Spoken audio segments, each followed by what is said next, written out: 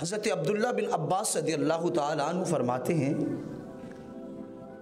کہ حضرت ثابت بن قیس رضی اللہ تعالیٰ عنہ کو اونچا سنائی دیتا تھا، گویا ان کی سماعت کم تھی،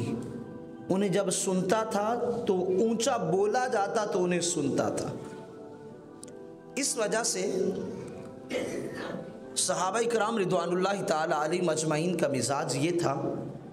کہ جب وہ تشریف لاتے حضور کی مجلس میں تو انہیں آگے جگہ دیتے تاکہ جب حضور بولیں تو ان کو آواز آسانی سے سن سکے اور انہیں سمجھ لگ جائے۔ اس کا یہ ایک مطلب بھی ہے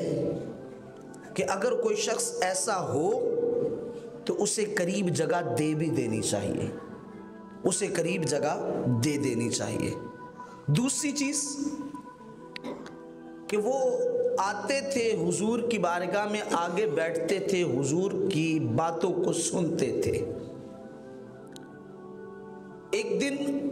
انہیں تاخیر ہو گئی، مجلس لگی ہوئی تھی مسجد میں،